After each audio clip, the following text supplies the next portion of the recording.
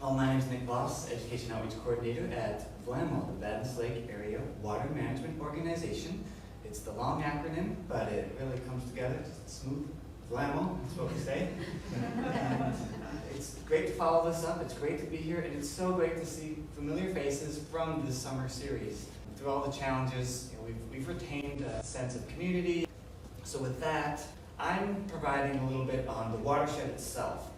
We've had stories from the summer cover the local area from White Bear Lake to the ocean and to the little fishing pockets around the area. That covers a long range. For the local area right here, we're largely a part of this shallow lake wetland complex, and I'm going to tell that story from the water's perspective just a little bit. So our watershed is 24 square miles. White Bear Center for the Arts is right on the border. Once we cross the street, we would be in the VLAWMO watershed. And I really like to partner with White Bear Center for the Arts regardless. It's not technically in the VLAWMO watershed, but it's such a great resource, such a great community, we can't just be isolated. So the water from right across the street is going to East Vadnais Lake. It goes through a channel that is today called Lambert Creek. It's also called County Ditch 14, and historically it's a network of wetlands and shallow lakes that really tells its own story on how water moves slow and how wetlands work, and that's a little more of what I'm going to talk about. So water comes from that area where you see the star into East Vadnais Lake, which is St. Paul Regional Water Services reservoir for St. Paul drinking water. I drink that myself as a St. Paul resident. And then we have water coming from the north in another direction, and that actually, from when you see this picture, Charlie Lake, Pleasant Lake, down to Sucker and East Vadnais, that's linked to the Mississippi River. So it tells a very different story on water use and infrastructure, and the story of how we're connected to this amazing resource, and we have so much of it, and we're able to have surface water as a municipal water source, which doesn't happen in a lot of places across the country. We also have some issues with the watershed, and so the pictures on the left are some photographs of what we see in terms of modifying the landscape and developing. There's some side effects that happen. This picture on the upper left is a storm outfall that's called the Dillon Ditch. It's right south of Highway 96, where the White Bear storm drain network empties into Whitaker Pond. So and what you see there is sedimentation. That's street level sediment. Anything from the street is coming right there, and that's what we don't see when it gets into the water, the wetlands. Picture on the right of that is, of course, the storm drain that's where it starts. That's where every drain is waterfront property. And then we have the actual waterfront property. We have erosion, degraded shorelines, and small ponds, lakes, and wetlands in this bottom picture that are actually sometimes mowed right down to the water level. And it encourages faster nutrient flow, faster sedimentation when these happen, and causes more erosion. So we are focused on practices that try to slow that down and change that for the water. And we have a whole bunch of graphs, and I've got flyers over on the side that tell the story of the watershed. We keep data, we keep a lot of records, and we do studies that allow us to dig in and do some complicated projects. And to show that really simply, I find needs a nice colorful graph. So what you see there is a phosphorus standard on the dotted line.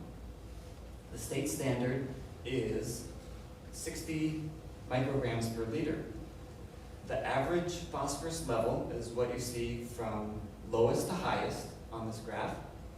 And the lakes that have the average level above that dotted line are higher in phosphorus level. So most of those lakes are technically impaired. The ones that are a little closer to that line aren't actually impaired by the DNR, but they're close.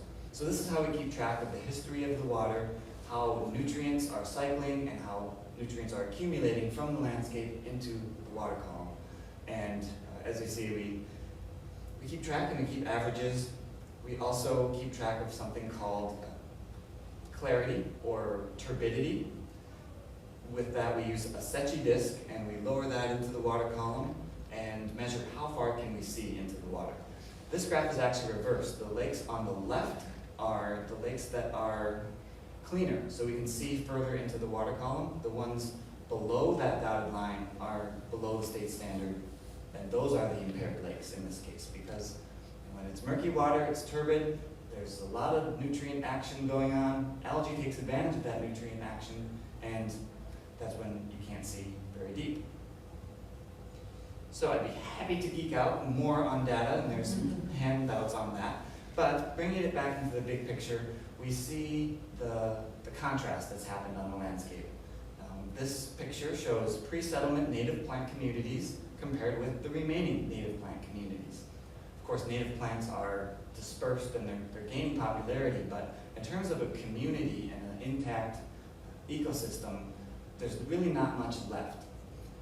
And I often show this slide because it shows a function. There's a certain function on the landscape, pre-settlement, that we have lost.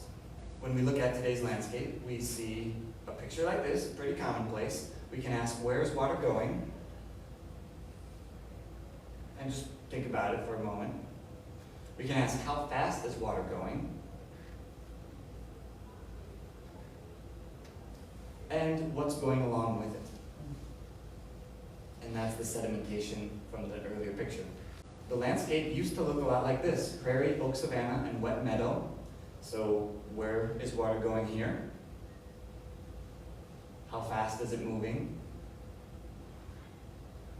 And what is it taking with it? And this is why it's really amazing that just in this project, we've been able to hear so many stories, including Sharon Day. We were so lucky to hear from her on Monday. And it struck me when she was talking, and Anna was mentioning the nibby walks, where the pace of walking is literally slowing down and encountering this pace of pre-settlement function. And that's a real force of nature that happens, and that's what nature likes to do, to replenish groundwater and to make sure water is taken care of. So us reconnecting in a way is really inspiring to see.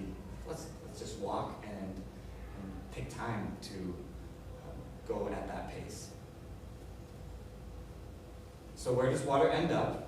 Here's a couple metaphors that I thought of. When you see a green lake, you're seeing the equivalent of overdose of dessert. Ice cream, sugar, brownies. They might make you salivate. Seeing a big picture of a brownie, I apologize. But you're seeing algae and too much of a good thing going at a rapid pace and dominating the aquatic ecosystem. For me, if I did that, I would turn green and have a stomachache too. On the right, you see a wetland that's pretty common around here. This is a wetland in Vadnais Heights, and it's a sea of cattails. When you see a sea of cattails, you see a wetland that's actually pretty stressed out.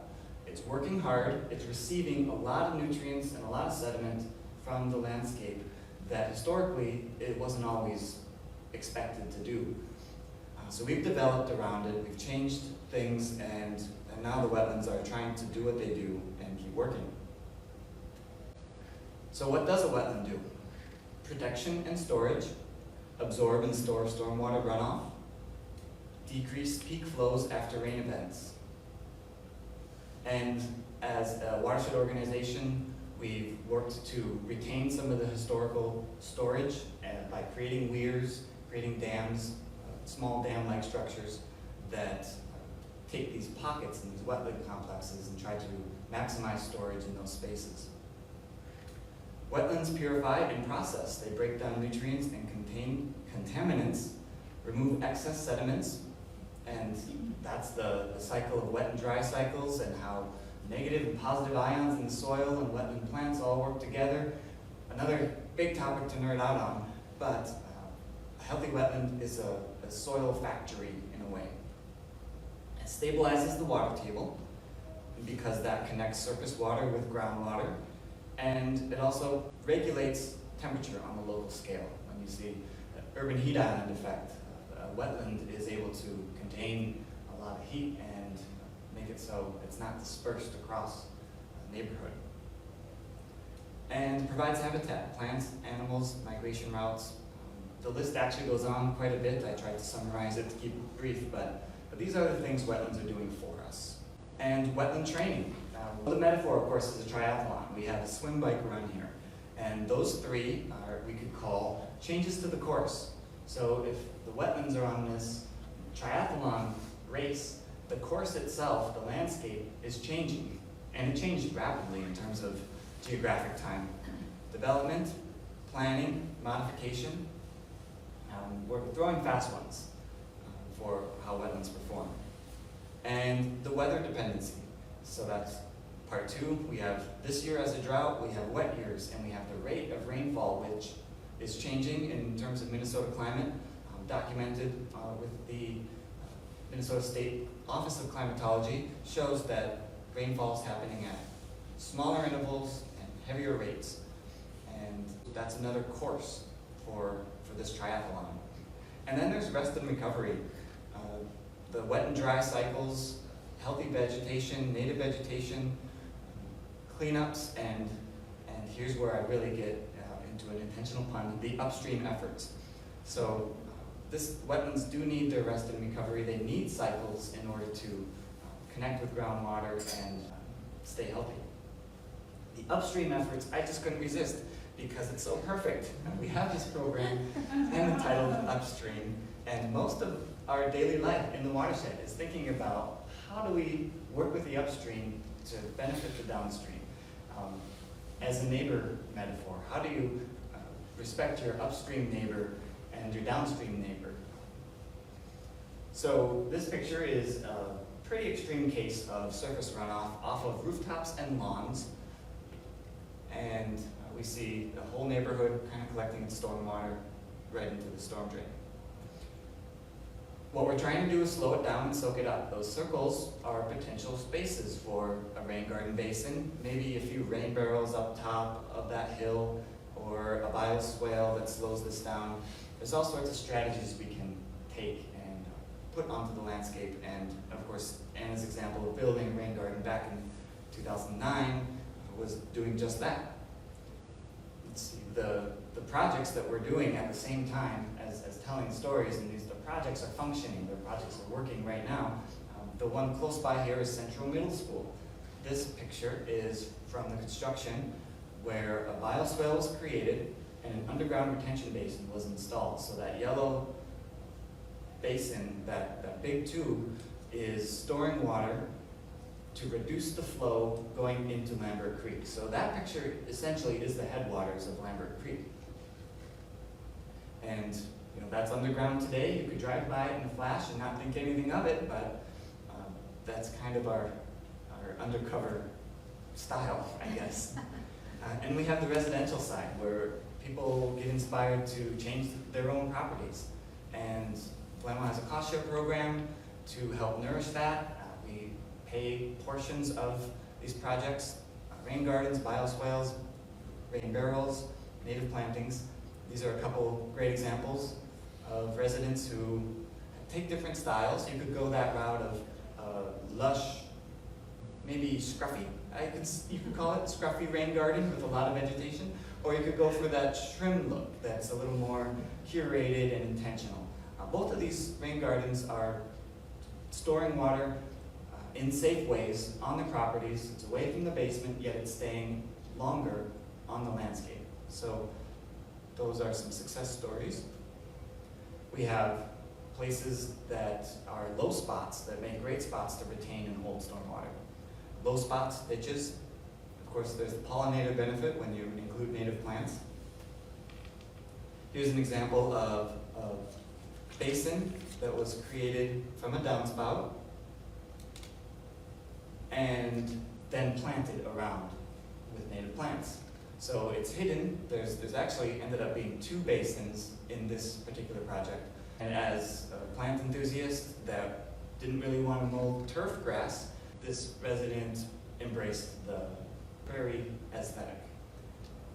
the split rail fence really helps create some intentionality and a nice clean look with that too. We have other things that take water right from the curb into a yard. So a curb cut is a device that pre-treats the sediment coming from the curb, catches it in that box, and then the water is free to drain over and through that catch box into what you see on the left is a large rain garden that stores and infiltrates that water. And we talk about native plants. Because of their root system structure, when I talked about soil being a factory, this is the foundation for bacteria, nematodes, all the soil organisms that really allow soil pores and water to be active. Air moves through soil, water moves through soil, and tiny little critters that we don't see are doing a lot. So native plants provide that infrastructure underground. It's a common photo for the world of native plants and demonstrate their roots compared to Kentucky bluegrass. And then a couple of the education pieces we have are how to get acquainted with native plants, how to get acquainted with wet soil specialist plants. I have these flyers over here on the side, and part of that is also telling stories and learning about these plants. And when someone tries them, we get to see them in action and talk to our neighbors and say, hey, try this over here, hey, try that one over here in that spot. And I've had this work really well. Maybe swap seeds, or we've done some tours where we have a bus tour and we travel through the watershed and people get to talk and share these stories. And that's the fun part. That's when we see connections made, community being built, and we're learning at the same time. And even VLAWMO keeps learning about how we can adapt and include more of these plants in everyday life. Of course, there's many of them right here, as White Bear Center for the Arts has used native plantings in their landscaping. Adopt a Drain is a voluntary program across the metro. There's thousands of volunteers that have signed up and adopted a drain on this website. And you just clean a drain voluntarily and do it on your own time and report the leaves, sediment, grass, the pounds of debris that you've collected. They tally that up, and then we're able to get a feel for what the citizen impact is for lakes and wetlands. So with that, that's an invitation to connect to us. We're working with the watershed story every day. We know there's so many important things going on, but it's really exciting to integrate the watershed with other organizations, businesses, and places that are doing important work here in the community. So to make the watershed a part of it, just connect with us. We've got all the social media activity and website with a newsletter. We're going to preview the video, but I want to just ask if there's a few questions or anything that you were curious about. Yeah? I was curious about that plant chart. One thing that struck me was that some of the, I usually think of a tree as having about as much below as there is above. Some of those really low profile plants have really deep roots. Yeah. Can you tell me what any of those might be? Yeah, this is, in a large sense, that's the wealth of soil that our agriculture has been able to benefit from in the last 200 years. So we have things like the high grasses that are late season grasses that you see, the ones that are standing high, August and September, when you see prairies growing as tall as I stand and sort of creating a sea of grass. That's often big blue stem, Indian grass, switchgrass. And then you see other things that specialize in other areas, like maybe they enjoy slopes or wet meadows, or maybe they're cool season grass, which we say is May, June, and they're growing before that high standing late summer grass dominates the prairie. So they can be even smaller, and that's when you see these ones that are likely shorter. They don't need to reach very high to get the sunlight, or they're okay with shade, but they come back every year. So what they're investing in is the underground root biomass. prairies have evolved with fire, so the fire burning off the surface keeps it from becoming a woody landscape and keeps that biomass going down and really creating those layers and layers of rich organic material into soil, into all the rest of the layers that we've got. So yeah, great observation.